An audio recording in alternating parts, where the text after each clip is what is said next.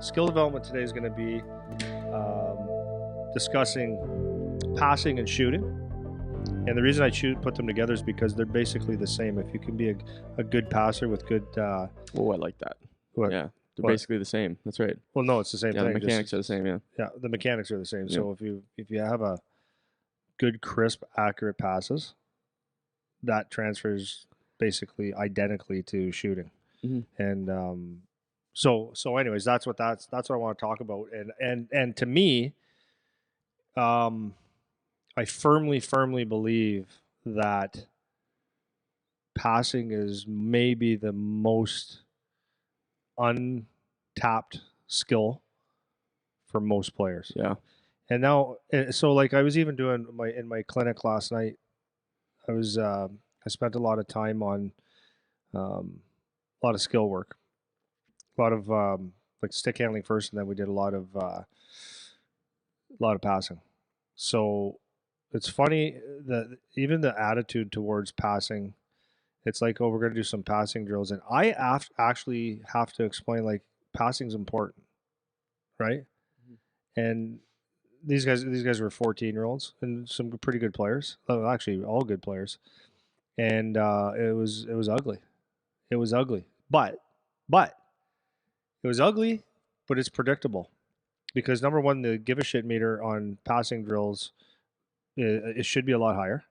But the give a shit meter is a little bit lower because it's like, it's in the area, or I'm just doing the drill, and it doesn't seem like it's a real important skill necessarily. Mm-hmm. But it transfers into your shooting. So, the shooting principles is the same thing. It's like, guys, you're got to tighten this all up. The same mistakes are made all the time. Now, having said all that, if you look at, if you watch, so from here on in, like players and parents and coaches that watch this, if you start looking at a hockey game, NHL, OHL, college, whatever, and just start looking at, let's just say it's a power player, you're on a line rush and guy makes a pass. I saw one in the NHL when I got home last night. I just laughed. And you see a guy for a one-time, or like in a one-time position, and that pass is made, it should be in his back foot, roughly. So he can just crack it. There's no thinking. How many times you see that puck over here, way outside their body, where it takes a second or half a second at least to get that puck off, to readjust, to do it. So that's what I'm talking about, is like, so there's two sides to that. And I'll get to that in a minute. So to be a good passer, obviously you want to make, there's two people involved in the pass, the one making it, the one receiving it. The one making it needs to make a good pass. Why does he need to make a good pass? To help his teammate become successful, right? It takes two people to create a good situation. If like, that'd be the optimal. And I forget what I was going to say about the rest of that. But so that's the premise of this. Yeah. So I want to, because we've talked about this a little bit before, how passing isn't really talked about in the same way as an individual skill as like shooting, skating, stick handling, right? And even when, like, we have on our website, we have a whole bunch of videos like for individual skill stuff, and those are our three things, right? Yeah. Passing drills come in later when it's like in a more team environment or where you have other guys you can work with. It's not necessarily an individual thing, so it doesn't get the same level of attention as other skills. But what's amazing to me, so on the weekend I got to go see the same guys you were skating. I went to skating with. I went to see their game on the Sunday, and one of the biggest things that I noticed, and then even in the junior camp that was here, is the decision making and the quickness with which they get rid of the puck. Or receive, like those types of skills. That is where the biggest gaps are between, lower level hockey and higher level hockey. And because the difference is, like, everyone gets faster. Everyone gets faster. They're faster skaters. But why is the game so much faster? It's not just because people skate faster. No. It's because the puck moves, man. Yeah. The puck moves quick. Guys aren't dusting it off. They're getting it. They're moving it on the tape. And that's the difference between getting opportunities or missing opportunities a lot of the time. Yeah. Right? If you can put one on the tape, that's the more precise you can be with the pass, the more opportunities you're going to get. And it's the same with shooting, right? And I'm sure you'll get into both of those. Yeah. But the more precise you're going to get with your shot, the more likely you are to have a good outcome, which is scoring or whatever. But that's just more obvious. Passing is less obvious than the shooting situation, right? So you look at a game and, you and this is where, and I would say that a lot of coaches don't even really hone in on this. Like, I'm talking high level coaches. But you can see why. Okay, so why does Aaron Ekblad have such success on a power play, or in general? Well, because his passes are where they're supposed to be. But if they're off by a foot, and I'm talking like a 1T or a guy in a shooting position, if they're off by a little bit, no one really notices. Right. So, and this is the issue. Like, and this is why I'm really adamant on good passing. Is like, you have to recognize in a game. If I'm a left-handed shot, I won't make it complicated. I have to recognize if I'm moving the puck. Like, I don't know who's on the ice with me, so I have to look at my. You got to know what your partner is like. Let's say for a D. So if a guy's on his one-time side and you put it too far ahead, now he's got to fumble it, right? Or if it whatever. So, or if it's too much behind him, then he's got to play with it. So you have to recognize. So the guys that can make that, like, recognize what hand guys are, and put the puck in the right place. So a lot of times you'll see a guy, like, let's say on a power play, on the umbrella, guy up top will make that pass down to the top of the umbrella, right? Yep. On the flank.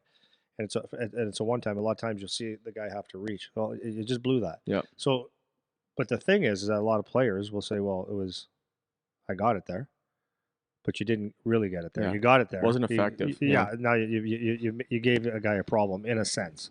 Well, and at the very least, even if it's something he can handle, if he couldn't get a good crack at it, you just removed an opportunity because it wasn't on the mark. And this is the difference between guys that are like very high level skilled. It's like we talked about it, I think it was last week, where we were talking about how good NHLers are. Yeah. Like, you can tell how good their skills are, but it's that kind of shit that nobody notices. Those are the separators. Right? Yeah, that's the separator. So that could be the difference between maybe getting a difference of maybe 10 points a year, maybe more, maybe less. I don't know, but it's a difference of something, right? So if you've got, especially if you're playing with a good shooter, let's say, and you feed him a pass, and it's in the right spot, you just increase his chances. Probably not by a little bit, a lot. Yeah. Right.